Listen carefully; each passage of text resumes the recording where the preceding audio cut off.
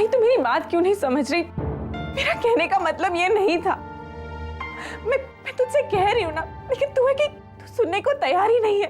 मुझे तेरी कोई बात नहीं सुनी। मैंने किसी बाहर वाले को यह हक नहीं दिया कि वो आकर मेरे घर में मेरे घर वालों को कुछ भी सुना कर जाए। मैं बाहर वाली हो गई माही। बाद में नहीं माही, मैं बाहर वाली हो गई। सोनी, बात को सोनी,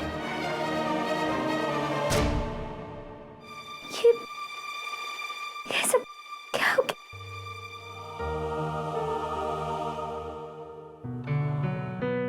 यार तुझे लगता है मुझे टेंडर मिल जाएगा? जरूर, हमसे किसी ने कम प्राइस नहीं कोट की तो। चल अमाउंट भर देता हूँ, बता। नहीं नहीं रुक, मुझे थोड़ा सोचने दे यार। चल ठीक है, 5 मिनट के लिए ब्रेक ले लेते हैं। Let me think about it. अच्छा भाई, कुछ ठंडा गरम। अरे यार आई एम सो सॉरी, इस टेंडर के चक्कर में मैं भूल ही गया। बता क्या लेगा? Coffee? Sounds good. Great, 2 coffee भेजना।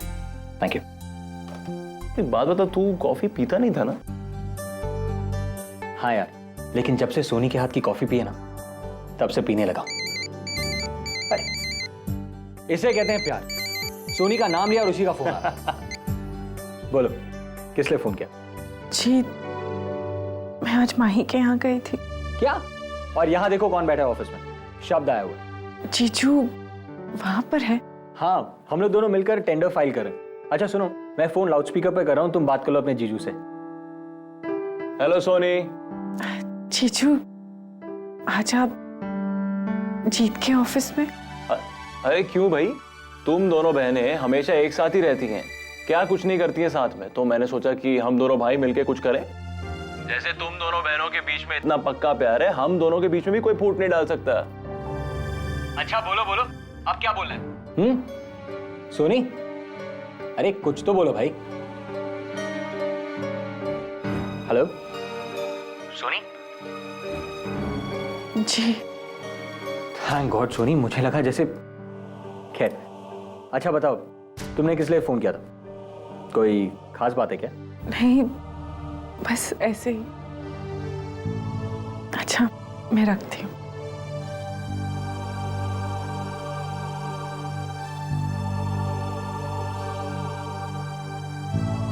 कॉफी भी आ गई। अरे ग्रेट,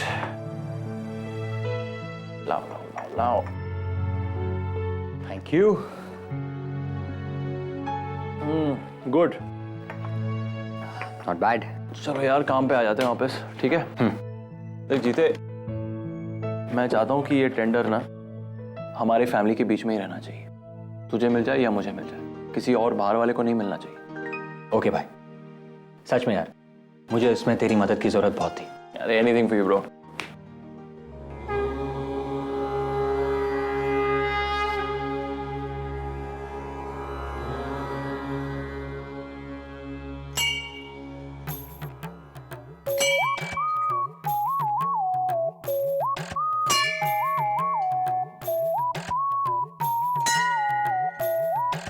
आपने तो हद शादी कर दी प्रभु। मेरे मनपसंद मुंडे के नाम पर मेरे लिए एक वॉचमैन भेज दिया। सॉरी है जी, सॉरी है, बहुत बहुत गलती शलती हो गई। मुझे ऐसा लगता है मेरे सुनने में कोई प्रॉब्लम हुई होगी, वरना आप थोड़ा भेजोगे एक वॉचमैन को मेरे लिए। आप तो मेरे साथ जचता हुआ मुंडा ही भेजोगे ना, एकदम हैंडसम गबरू जवान, जिसकी शक्ल अक्षय कुमार से मिलती हो और जिसकी कमाई किससे मिलती हो भोलेनाथ जी? चलो कोई बात नहीं, मैं अक्षय कुमार की कमाई से ही काम चला लूंगी। हाय रब्बा, आज आप कुछ बोलते शोलते क्यों नहीं? उस दिन की तरह बोल के बताओ ना। देखो भोलेनाथ जी, अगर आपने मेरी बात का जवाब नहीं ना दिया तो मैं सोचूंगी कि आपने उस वॉचमैन को भेजा था मेरे लिए। मैं कह रही हूँ, बता रही हूँ, मैं फिर मत कहना। ओ मूर्खपन की बातें मत करो कन्या। हमने तो तुम्हारे लिए तुम्हारा दूल्हा भेजा, लेकिन तुमने उस वॉचमैन को देखा और दूल्हे को नहीं देखा। हाय रब्बा, आप आपने किसी और को भी भेजा था। पर यहाँ तक मुझे याद है घड़ी में पूरे 12 बजे थे। जब मैंने दरवाजा खोला तो वहाँ वॉचमैन ही खड़ा था। जब डोरबेल बजी तो 12 बजे थे। वो डोरबेल तुम्हारे दूल्हे ने बजाई थी और जब तुमने दरवाजा खोला तो 12:03 हुए थे कन्या। वो दूल्हा वॉचमैन के पीछे खड़ा था। दूल्हा वॉचमैन के पीछे खड़ा था? नहीं भोलेनाथ जी, वॉचमैन के पीछे तो कोई भी नहीं खड़ा था। था कन्या था, लेकिन तुमने तो देखा ही नहीं ना मुझे। हाँ जी, उसे। अब मैं क्या करूं प्रभु? एक उपाय है कन्या। बताओ क्या क्या? तुम्हारा दूल्हा तुम्हें फिर से मिलेगा। हाय रब्बा! इस बार लाल गुलाब लेकर प्रकट होगा। हाय रब्बा! समझी लवली जी? लवली जी? अब ध्यान से सुनो। तो तुमसे कोड लैंग्वेज में बात करेगा। वो कहेगा लाल परी के लिए लाल गुलाब। हैं जी?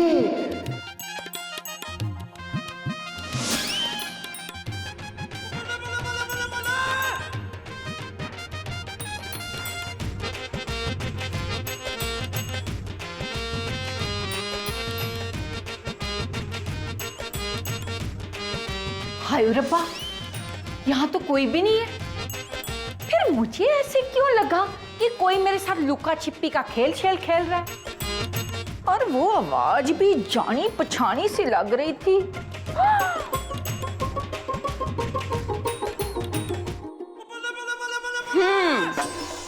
तो मेरा शक सही निकला।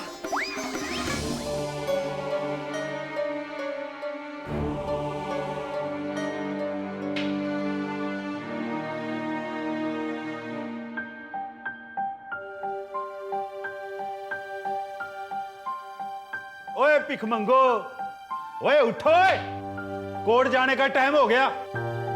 चलो। ओए भीख मांगते टाइम तो बड़ी फुर्ती दिखाते हो, अब तुम्हारे पैर नहीं चल रहे। चलो बाहर, गड्डी में बैठो चल के। और चल, कपड़े बाद में ठीक करना। चल, कोर्ट जाना, कोर्ट। हमें कोर्ट क्यों ले जाए दरोगा जी? हमने किया क्या है? अब भीख मांगना भी गुनाह है आपके शहर में। चल, तेरे को बताता हूँ क्या गुनाह है। चल। अरे क्यों घबरा रहा है यार? ये आखिर हमें कोर्ट में तो ले जा रहा है, और जेल जाने के बाद भीख मांगने से छुट्टी, और खाना पीना भी सरकारी खर्चे पर ना। क्यों भाई? ओ बड्डे घर की बीबी जी, उठो, चलो कोर्ट जाना है, कोर्ट। चलो, गड्डी में बैठो चल के।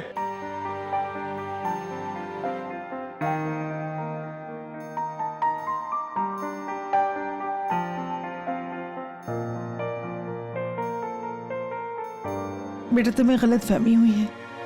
मैं उनमें से नहीं हूँ, मैं भीख मांगने वाली नहीं हूँ। और जो भी कहना है ना, कोर्ट में चल के कहना। हमें तो ऊपर से ऑर्डर है, सब जाके कोर्ट फैसला करेगी। मुझे पता है तू आज भी वही कहेगी जो तूने पहले कहा था कि तू एक अच्छे घर की जनानी है ना? हाँ जी। अच्छा, एक काम कर, अगर तुझे साबित करना है ना तो तू एक शरीफ जादे या एक शरीफ जादी से मेरी बात करा दे। साहब जी, मेरे बात का विश्वास क्यों नहीं कर रहे हैं आप? मैं इनमें से नहीं हूँ। मैं तुझे आखिरी मौका दे रहा हूँ, तू ये साबित कर दे, वरना तू कोर्ट जाएगी और वहां से सीधी जेल। क्या करूं? कुछ समझ में नहीं आ रहा है। सुनो जी, वो चिट्ठी के पीछे ना मेरा मोबाइल नंबर है। वो क्या है ना, अजनबी शहर में कोई जानकार तो होना चाहिए। ठीक है जी।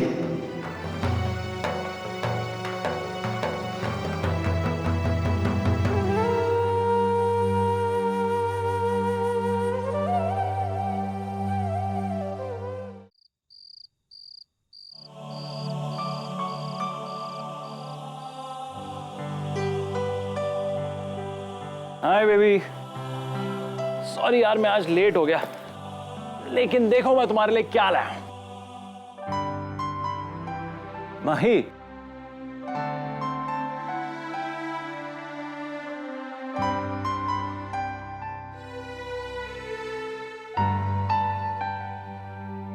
माही, शायद अरे क्या हो गया? सब कुछ ठीक है ना? दर्द तो नहीं हो रहा? क्या हुआ? क्या हुआ माही, बताओ। मुझसे आज एक बहुत बड़ी गलती हो गई। गलती? कैसी गलती?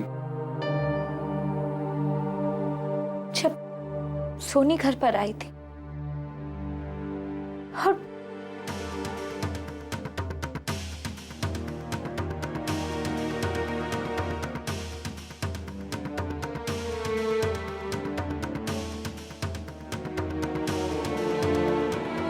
मैं बहुत बुरी हूं नशा। न जाने मैंने सोनी से क्या क्या नहीं कहती। आज पहली बार सोनी हमारे घर से दुखी होकर गई। मैं क्या करूं? बहुत बुरा किया ना मैंने, लेकिन मैं क्या करूं? शब्द क्या सोच रहे बताइए ना। माही, मैं सोच रहा था कि बार बार सोनी ये सवाल क्यों कर रही है? ये क्यों पूछ रही है कि मम्मी जी यहाँ से क्यों गई? उनके साथ क्या हुआ? मुझे ये बात थोड़ी अजीब लगी। मैं पहले भी ये ऐसे सवाल कर चुकी है, तब मैंने बात को टाल दिया था कि मुझे लगा कि उसे उनकी फिक्र हो रही है, अपसेट है। लेकिन अब तो मुझे लग रहा है कि वो ये तो नहीं कहना चाहती कि मम्मी जी हमारी वजह से यहाँ से गई, कि हम मम्मी जी का ख्याल नहीं रख पाए इसलिए ये सब हो गया। मुझे भी यही लगा था और इसीलिए मैंने, जानते हो शब, सोचो अगर मुझे इतनी बुरी लगी है तो ताई जी तो वहां मौजूद थी। पता नहीं ये सब सुनकर उनके दिल पर क्या बीती होगी। लेकिन फिर भी मैंने भी सोनी के साथ अच्छा नहीं किया। क्या क्या नहीं सुना दिया उसे। मैं तो जानती हूँ ना कि सोनी का दिल कितना नरम है। जरा सी बात उसे दिल पर किस तरह लग जाती। देखो माही, अब ये सब बातें भूल जाओ। तुम दोनों बहनें हो और कुछ ही दिनों में एक हो जाओगी। उसने गुस्से में आकर 2 बातें कह दी, तुमने 2 बातें कह दी, होता है।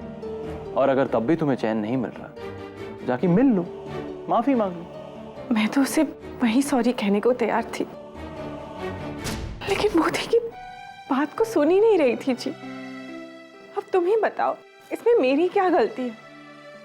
नहीं सोनी, तुम्हारा सवाल बिल्कुल सही था। तुम खुद ही सोचो, अगर मम्मी जी इस घर में रह रही होती और अगर ये घर छोड़कर जाती तो माही भी तुमसे वही सवाल पूछती जो आज तुमने माही से पूछा। नहीं जीत, उसे भी फिक्र हो रही होगी ना, इसलिए उसके मुंह से ये सब निकल गया होगा। अगर किसी को किसी की फिक्र है तो क्या वो अपनों को पराया कह देगा? नहीं सोनी, अगर किसी को फिक्र है तो वो तुम्हें। इसलिए तुम अपनी बहन के घर गई थी ताकि तुम दोनों मिलकर अपनी मम्मी जी के बारे में सोच सको। लेकिन वहां तो भरा हुआ था सिर्फ गुस्सा, बेमतलब का गुस्सा। और जानती हो उसकी वजह क्या है? गिल्ट। बंदे को जब पता होता है ना कि गलती उसकी है, तभी वो ऐसे भड़कता है।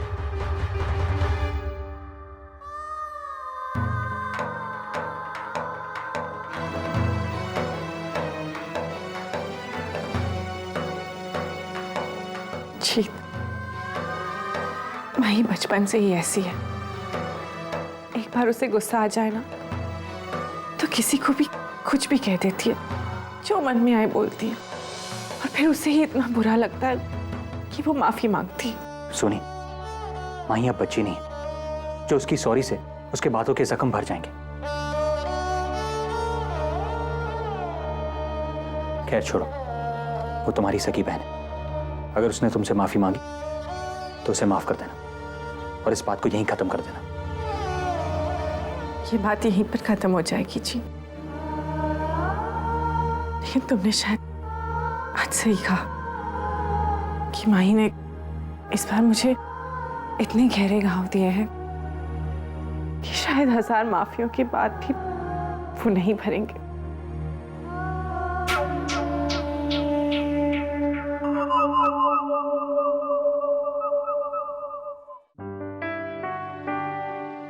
नहीं जी, मोनी भैन जी तो नहीं है। नहीं, रहती तो इसी घर में है, लेकिन इस वक्त घर में नहीं है। वो आएंगी तो मैं बता दूंगा। जी सत श्री अकाल। लोकी तो पुछण गए।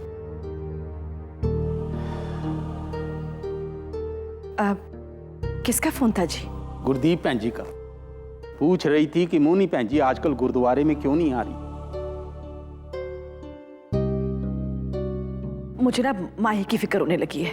आपके सामने मैं हाथ जोड़कर कहती हूँ, मोनी भैन जी का कोई जिक्र मत करना उसके सामने। माही परेशान हो जाती है, और अगर वो परेशान हो गई ना तो उसका असर बच्चों पर पड़ेगा, और ये ठीक नहीं है। मैंने आपको वो लिस्ट दी थी, आपने सारे काम पूरे किए?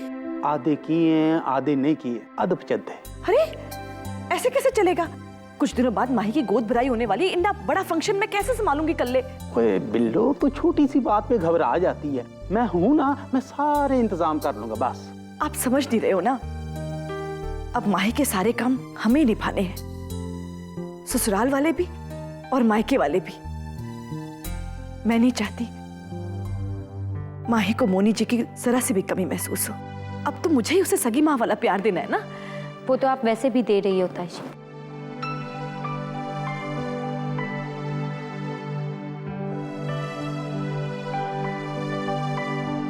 आप दोनों की वजह से आज तक मुझे यहाँ कभी ना मायके की कमी महसूस हुई है और ना ससुराल की। अरे बड़ा सोना सूट पाया है, कहीं जाने की तैयारी है पुत्र? हाँ, मैं सोनी के यहाँ जा रही थी। कल जो कुछ भी हुआ ठीक नहीं हुआ ताई जी। मैंने न जाने उससे क्या क्या कह दिया, इसीलिए आज मैं वहाँ जा रही हूँ ताकि सारे गिले शिकवे मिटा दूँ। हाँ पुत्र, ये तो बिल्कुल ठीक करेगी। मुझे ना इस बच्चे की यही खूबी बड़ी पसंद है। ये बैग? नहीं ताई जी, इसमें बस हमारे बचपन की कुछ यादें हैं। ज्यादातर सामान तो घर चलते वक्त चला गया। कुछ सामान मैंने यहाँ अपने पास रखा था, इसे सोनी को देने जा रही हूँ ताकि ये सामान हमेशा उसके पास रहे और उसे मम्मी जी की कमी महसूस ना हो। भाई बहनों में आपस में लाख तकरार हो, लेकिन प्यार ऐसा होना चाहिए। हाँ पुत्र, हमारी तरफ से ना वहां सबको सत श्री अकाल कहना। संभल के जाना पुत्र।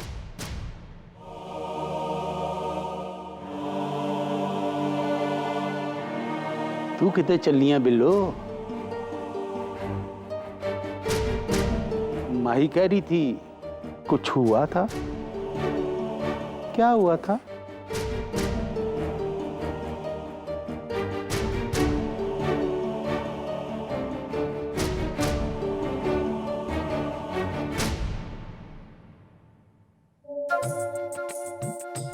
लाया परांठा?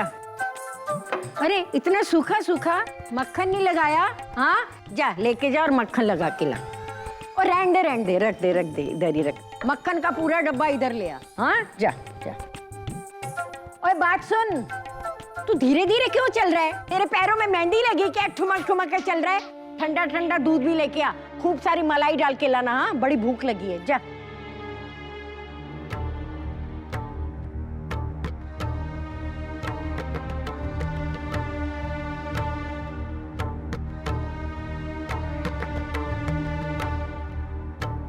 नमस्ते बुआ जी। नमस्ते माई जी, क्या बात है जी? तुसी तो बहुत बड़े बन गए हो। हाँ अरे पैर छूना भूल गए बुजुर्गों का, नमस्ते से ही काम चला रहे हो। हाँ रहने। और कैसे हैं आप माही जी? जी मैं ठीक हूँ। हाँ भाई ठीक ही रहना चाहिए, आखिर जुड़वा बच्चे होने वाले हैं तुम्हारे। यहाँ तो एक का भी भरोसा नहीं है होगा कि नहीं होगा। घूर क्यों रही है मेरे को? बड़ा घमंड हो गया तेरे को। आप ये सब क्या कह रही है बुआ जी? मैंने क्या कर दिया? तुझे नहीं पता तूने क्या किया है? हाँ तुझे नहीं पता तूने क्या किया है? पहले तो अपनी बड़ी बहन को रुला धुला कर जलील करके घर से निकालती है, फिर हिम्मत करके उसी के घर में हाथ हिलाते हुए पहुंच जाती है। बेशरम। मैं तेरी जगह होती ना तो यहाँ आने से पहले 10 बार सोचती, लेकिन तू आ गई यहाँ पर। लगता है आपको कल की बात पता चल गई, लेकिन बहनों में तकरारें तो होती रहती है। इसका मतलब ये थोड़ी ना है कि मैं और बस मुझे मतलब मत समझा, मैं सब समझती हूँ। वो तेरे घर में शांति से तेरे से कुछ बात करने के लिए गई थी ना, और तूने क्या किया? अरे उसकी बात सुन लेती शांति से तो तेरा क्या बिगड़ जाता? तूने उसकी इतनी बेइज्जती कर दी। अरे ये भी नहीं सोचा है कि ये सब सुनकर उसके होने वाले बच्चे पर क्या असर पड़ेगा।